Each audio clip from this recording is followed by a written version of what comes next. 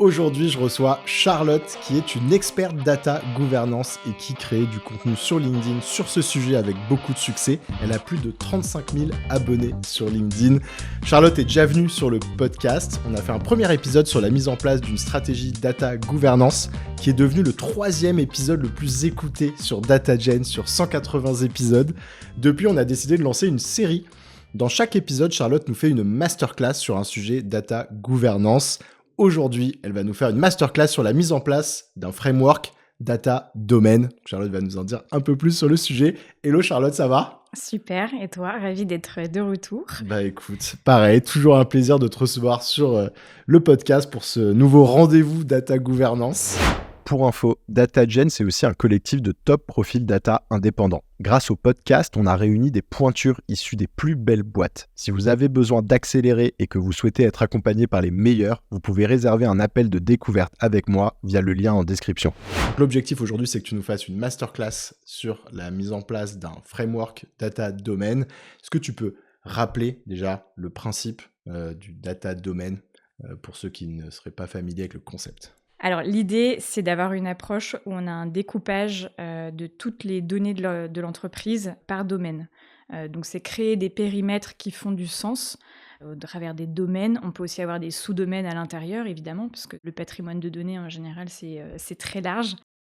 Et donc, l'idée, ensuite, c'est de venir gouverner ces domaines-là en définissant sur chaque périmètre de données des règles de qualité, des principes, des policies, etc. Et donc de le faire vraiment à la maille du domaine, ça permet vraiment un passage à l'échelle en termes de gouvernance. Et comment, justement, tu définis ces domaines ? Tu me disais, lorsqu'on s'est appelé, qu'il y avait plusieurs approches possibles. Ça, c'est toujours la grande question quand on ne sait pas trop par où commencer. Donc, en fait, pour mapper les domaines, moi, je vois en général 3 options possibles. La première, c'est vraiment de se calquer sur les fonctions qui existent dans l'entreprise. Donc, mettons, j'ai une équipe commerciale, une équipe marketing, une équipe supply chain. Bah voilà, ça sera mes domaines. C'est assez facile à comprendre comme approche. Pour démarrer, je préconise souvent celle-là parce que, en fait, on va aller interviewer un par un le responsable commercial. Quelles sont les données dont tu te sens honneur, les indicateurs que tu gères au quotidien. Et du coup, c'est assez simple à aborder de cette façon-là. La deuxième méthode, c'est une méthode où c'est plutôt des entreprises, je dirais, grands groupes industriels qui se retrouvent là-dedans. Les gens qui ont fait beaucoup de SAP comprennent très bien cette méthode, c'est plutôt orienté process. Donc là, on va vraiment prendre process métier par process métier et c'est ça qu'on va définir comme nos domaines. Donc tu peux avoir, tu vois, le forecast to stock, mon order to cash, etc., qui vont constituer des domaines. Donc les gens qui ont été dans le monde ERP comprennent très bien cette manière-là. Et la dernière option, c'est vraiment une approche beaucoup plus orientée sur la valeur en tant que telle des données. Donc là, on va plus se dire, OK, en fait, c'est quoi la chaîne de valeur data de l'entreprise ? Est-ce qu'au tout début, j'ai un prospect, je crée une fiche client. Donc là, j'ai un premier domaine qui est mon domaine client. Ensuite, ce client-là, je vais le transformer, je vais faire un projet avec lui, un projet ou j'en sais rien, où je vais lui vendre un produit, donc peut-être que j'ai un domaine produit. Enfin voilà. Et en fait, on est beaucoup plus sur cette réflexion-là. Donc voilà, en gros, c'est ça que je préconise. En tout cas, il y a 3 options. Prenez celle qui vous paraît la plus logique par rapport à votre contexte, quoi. Et pour avoir un ordre d'idée, en général, toi, de ce que tu vois dans les entreprises, tu vas avoir combien de gros domaines ? Je pense qu'il y en a en moyenne entre 10 et 20. Avec, comme je disais, à l'intérieur d'un domaine, si tu as un domaine commercial slash client, parce que je pense que celui-là, c'est celui qui parle à tout le monde, à l'intérieur, il y a souvent des sous-domaines parce que tu peux avoir la partie prospection, la partie partenaire, la partie B2B, la partie B2C, enfin j'en sais rien, tu peux y avoir plein de sous-domaines dans cette partie client. Les gros domaines, ça peut être, je dirais, entre 10 et 20, avec ensuite pas mal de sous-domaines. Et ça, en termes d'expertise, on va venir après sur l'impact et de comment finalement ces domaines ensuite servent les enjeux data. Mais une manière, tu dirais, de prendre cette décision et de converger également, c'est par exemple d'anticiper à quoi va ressembler ensuite la donnée dans ces domaines et les cas d'usage qu'elle va servir. Ça, est-ce que tu dis par exemple sur un domaine commercial, j'ai le domaine global commercial où là, je dois retrouver toutes mes données qui sont en lien avec le client ou avec la vente. Et ensuite, quand tu penses tes sous-domaines, tu commences à anticiper que ça va être des tables finalement avec des données qui vont devoir être utilisées. Donc, est-ce que c'est à ce moment-là aussi que ça peut commencer à être intéressant de faire intervenir des profils justement peut-être techniques qui vont commencer à se projeter sur à quoi vont devoir ressembler à un niveau un peu plus technique sans trop rentrer dans les détails aujourd'hui? Oui, oui, oui, exactement. En fait, c'est bien de commencer à se poser la question, comme tu dis, c'est à quoi elles servent les données de ce domaine-là ou de ce sous-domaine-là? Est-ce que c'est juste peut-être des indicateurs, des KPI qui doivent être calculés pour un reporting X ou Y? Bah déjà, on commence à un petit peu se projeter. Et du coup, effectivement, c'est bien si tu as une personne, peut-être, l'exemple que j'ai donné, ça serait bien d'avoir un expert BI peut-être qui justement a une bonne connaissance des reportings afférents à ces données-là. Si c'est un cas plutôt data science, ça peut être d'autres profils un peu plus techniques qui du coup ont déjà manipulé ces données-là, quoi. Et donc en fait aussi tu dis c'est bien comprendre les usages, donc là c'est refaire le lien avec plutôt le business, enfin les stakeholders, et puis après éventuellement avoir des profils techniques qui vont aussi être en mesure de savoir comment la donnée doit être organisée par rapport à ses besoins. Très clair.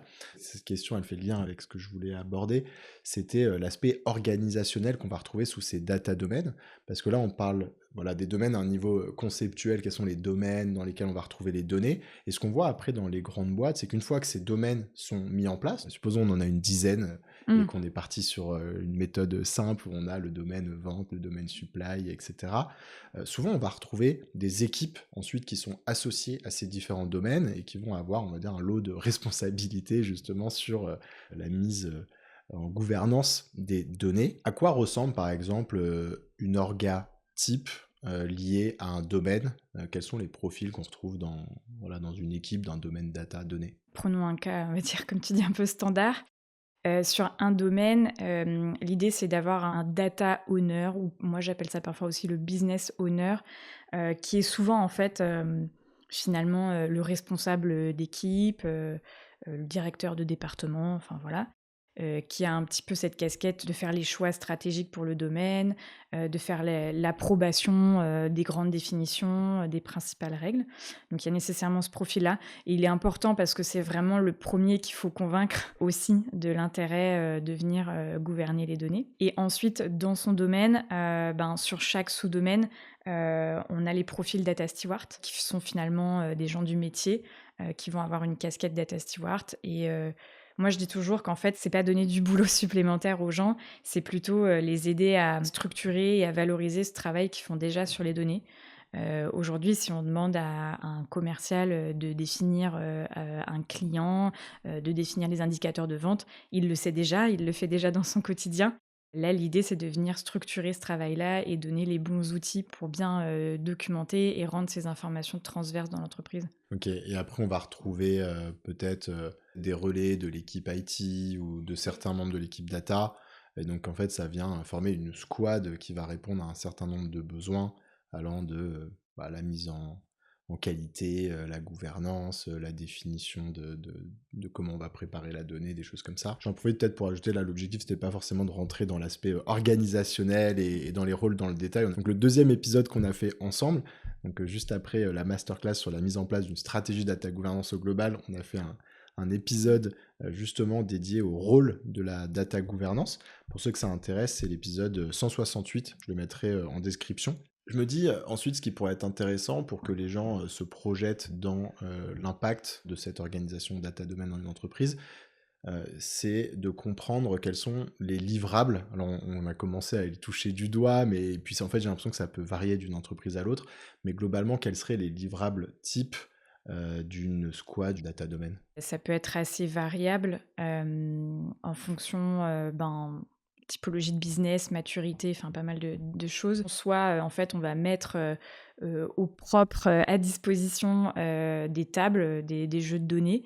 Ça peut être ça. Ça peut être aussi vraiment d'aller un cran plus loin avec peut-être une squad un petit peu plus conséquente et on va retrouver en fait des squads qui sont orientés produits.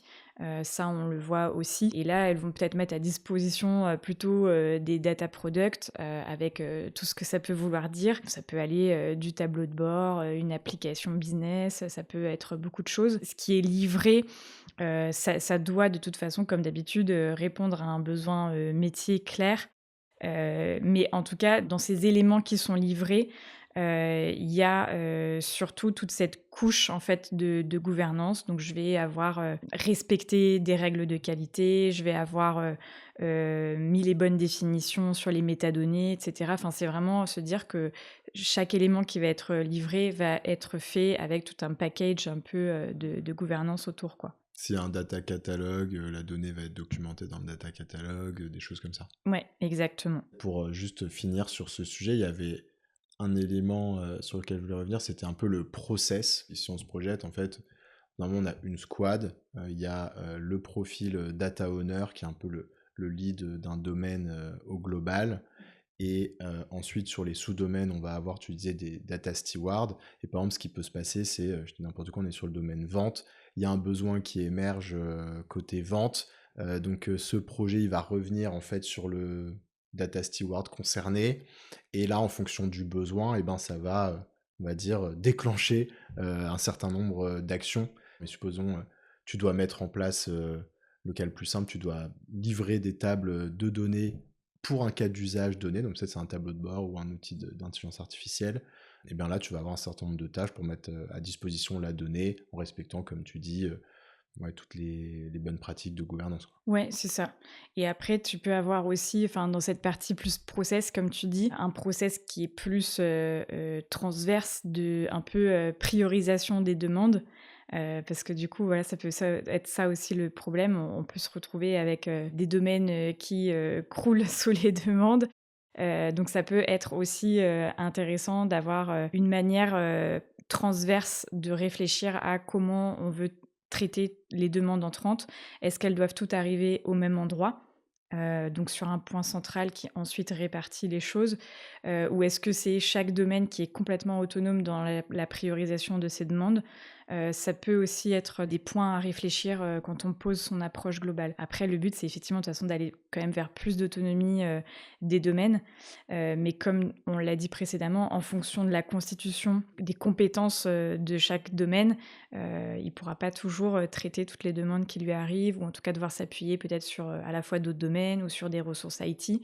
Donc voilà, c'est des choses qu'il faut aussi, réfléchir, en Oui, et puis avance. tu peux aussi avoir des frictions entre deux domaines, ou malgré les efforts pour que tout soit bien clair, parfois tu as toujours des cas où ça a l'air d'être un peu entre Ouais. deux sous-domaines, et donc là, il faut peut-être quand même garder une instance un petit peu centrale pour trancher. Mmh. Super intéressant. Est-ce que tu as un petit conseil ou deux à partager à des gens qui seraient en train de mettre en place une approche data domaine dans leur boîte? Ce que je vois souvent, c'est, ceux qui se lancent, ils ont, plein de motivation en se disant: «Je vais mapper, tout le patrimoine, avec, les répartitions domaines, sous-domaines» et en fait, c'est un travail, qui peut vraiment être, fastidieux, très long, d'aller voir, chaque domaine, identifier chaque sous-domaine, chaque champ quasiment et en fait, la valeur ajoutée, elle est pas énorme à vouloir passer, des mois entiers à faire un truc hyper carré.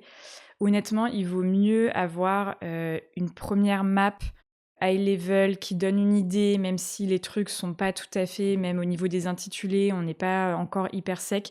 Il vaut mieux avoir une V0 qu'on est OK de faire évoluer et d'affiner dans le temps et au moins commencer à travailler avec un ou 2 domaines pour commencer à délivrer de la valeur, plutôt que se dire: «Non, non, je veux absolument avoir fini mon mapping avant de commencer quoi que ce soit, sur mes domaines». Bon, en fait, le problème, c'est que 6 mois sur un mapping, c'est long et ça ne c'est démotivant et ça ne démontre pas, De valeur. de valeur. Donc derrière, on va perdre aussi les sponsors, sur le sujet, quoi. Est-ce que tu préconises une approche plus itérative? C'est effectivement, ok, on identifie n'importe quoi, les 10 domaines ou les 15 domaines, mais après on en priorise entre un et 3, et dans cela, là, on creuse. Effectivement, là, on fait les choses proprement avec les sous-domaines, parce que l'objectif à la fin, c'est d'avoir mis à disposition de la donnée mise en qualité pour un premier cas d'usage le plus vite possible, quoi. Faut pas que ce soit dans 2 ans, parce que sinon, Oui genre, et voilà, sinon on perd un peu l'intérêt des gens. excellent. Et alors, dans le cadre de ces petites séries, ce qu'on s'était dit, c'est qu'elles seraient en 2 parties principalement. La première, donc c'est une masterclass sur un sujet et la deuxième, c'est peut-être une ouverture sur, une tendance que tu observes, parce que comme je le disais en introduction, tu crées beaucoup de contenu, sur les réseaux sociaux et notamment, j'ai l'impression que ce qui alimente beaucoup ton contenu, c'est une veille, très soutenue de ce qui se passe, dans le monde, de la data gouvernance. Donc toujours intéressant de voir quelles sont, les tendances que tu observes sur ce marché. Une des premières tendances dont tu m'avais parlé, qui est d'ailleurs en lien avec là le sujet des data domaines, c'est le sujet centralisation versus décentralisation dans l'approche un peu data gouvernance. Tu peux nous en dire un peu plus? Quand on commence à passer sur cette approche domaine, nécessairement pour le faire, tu vas avoir une petite équipe en centrale qui va commencer à faire ce travail-là, à coordonner, à faire comprendre ce que c'est qu'un domaine, à quoi ça va servir, etc. Au début, en tout cas, tu es plutôt sur un mode centralisé. Et après, quand tu arrives petit à petit à déployer tes domaines, à les rendre autonomes, là, tu passes plutôt, le curseur va vers la décentralisation en tout cas. Et donc, effectivement, c'est une tendance qu'on observe beaucoup. Ça a été aussi porté par les notions, enfin le concept du data mesh, d'aller vers la décentralisation. Mais on a eu un peu des obstacles en chemin. Je pense qu'on a tous constaté, c'est que on a écrit des frameworks, on a fait le beau mapping dont je parlais, on a fait les slides pour définir des rôles des data owners, des data stewards. Et en fait, une fois qu'on doit passer à l'action, et c'est-à-dire aller voir les gens dans les équipes pour leur expliquer ce que ça veut dire, quelles sont peut-être les tâches qu'ils vont devoir faire au quotidien, etc. Là, on se rend compte qu'il y a un gros décalage en fait entre ce qu'on a pu imaginer sur papier versus la réalité, versus peut-être qu'en fait les gens, ils ont déjà un quotidien qui est très très rempli, donc il va falloir un petit peu batailler, ou en tout cas trouver les arguments pour qu'ils acceptent peut-être de faire des choses différemment ou de manière structurée, voilà, un peu différente. Et du coup, je pense qu'il n'y a pas eu assez l'accent sur toutes ces étapes de conduite du changement, en fait, d'embarquement des équipes métiers, de leur faire comprendre que la donnée, ça a un impact fort sur leurs décisions métiers du quotidien, quoi. Après, j'insiste que ce ne sont quand même pas des nouvelles tâches, normalement, en tout cas. Si on identifie bien ces data stewards, normalement, c'est des personnes qui sont déjà au contact des données d'une manière ou d'une autre, même s'ils sont dans des équipes métiers. Ils ont quand même déjà, peut-être aujourd'hui, ils manipulent des indicateurs pour prendre leurs décisions métiers, et cetera. Tu vois, on parlait de la fonction commerciale. Ils ont nécessairement des indicateurs, quoi. J'ai un lead qualifié, après j'ai un taux de conversion, comment je le calcule? Tout ça, normalement, ils ont cette connaissance-là. Donc c'est pas forcément rajouter des nouvelles tâches, c'est peut-être les faire différemment, les faire avec les bons outils aussi. Pour toi, ça reste quand même des data stewards, là, dont on parle. Oui. C'est juste qu'effectivement, on disait par exemple, il y a une dizaine de domaines. Je dis n'importe quoi, tu peux avoir une dizaine de sous-domaines par domaine. Donc en fait, on parle de beaucoup de profils. Et donc potentiellement, un profil qui serait responsable dans une équipe commerciale pourrait se retrouver à être lui-même un data steward sur Ouais. un périmètre de données. Mais effectivement, en général, c'est pas des gens qui sont choisis au hasard. C'est-à-dire que c'était quelqu'un qui était proche du reporting de l'équipe et donc qui était déjà en charge de s'occuper du reporting. Ouais. Donc ça devrait pas être des sujets qui sont totalement étrangers, mais c'est peut-être que là on va lui dire, en fait avant il n'y avait pas une étape de mise en qualité, maintenant il faut la mettre en place, etc. Des choses comme ça. C'est ça. Et c'est pour ça que ces personnes-là, même si, comme tu dis, d'une manière, elles étaient quand même peut-être un peu plus proches des données, il faut quand même faire ce travail de sensibilisation, de communication en amont, si vraiment on veut pouvoir avoir à terme des domaines autonomes et avoir ces profils-là, notre data owner, nos data stewards, que eux-mêmes soient ensuite des vecteurs en fait de communication et de conduite du changement pour le reste des équipes autour d'eux.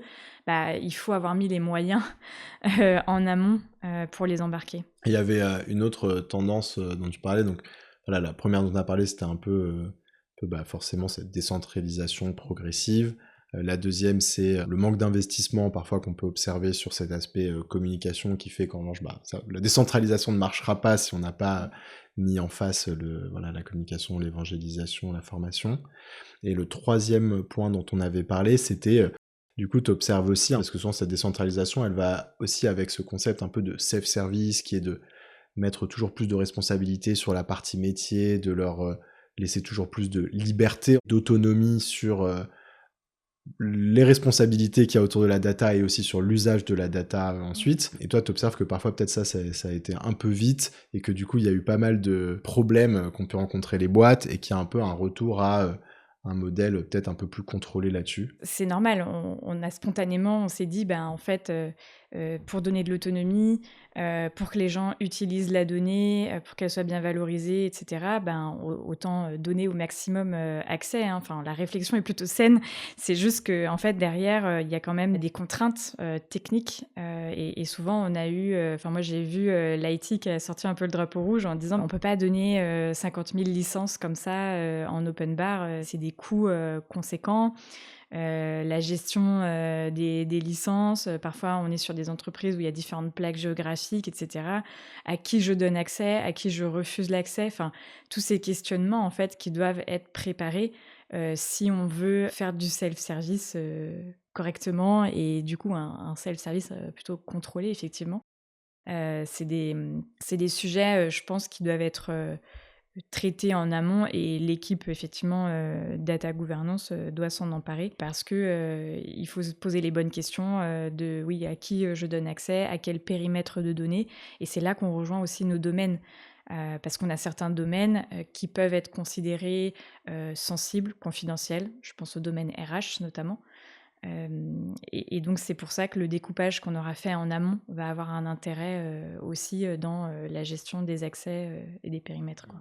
Je rebondis une seconde sur ce que tu as dit sur le sujet du self-service, parce que ça me fait penser à un épisode que j'ai enregistré avec un profil qui est Field Chief Data Officer chez Tableau et qui est l'ancien Head of Business Intelligence de Pernod Ricard et qui est venu faire une masterclass justement sur le sujet du self-service analytics. Et c'est intéressant parce qu'il y a un élément qui met en avant dans cette masterclass, c'est justement le fait qu'il ne faut surtout pas mettre de côté et ces sujets de sécurité et de droit d'accès, en particulier dans une stratégie self-service, parce qu'il dit que c'est là que tu vas avoir le plus de risques. Ouais. Parce que parfois, ça peut être...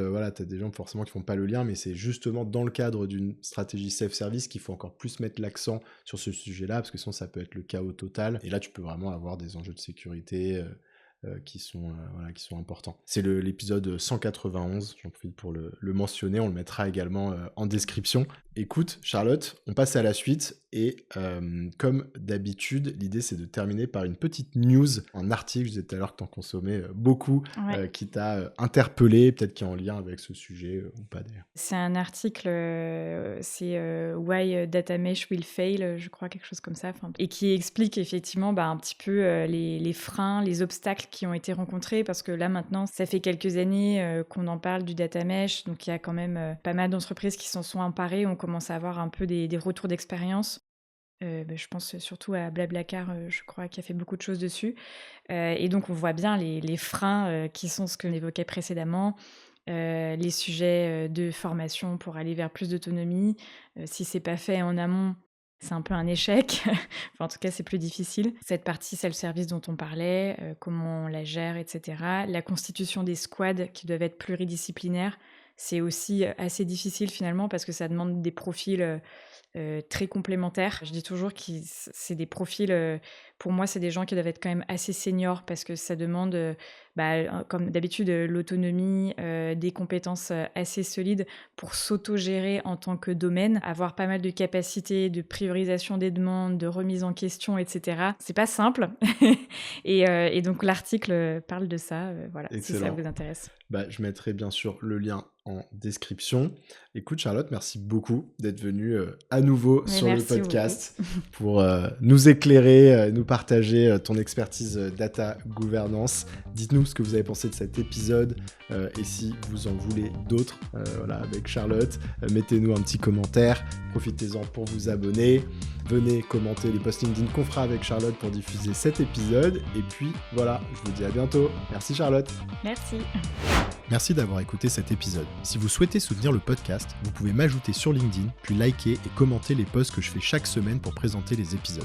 C'est ce qui m'aide le plus à faire connaître DataGen. Merci et à bientôt.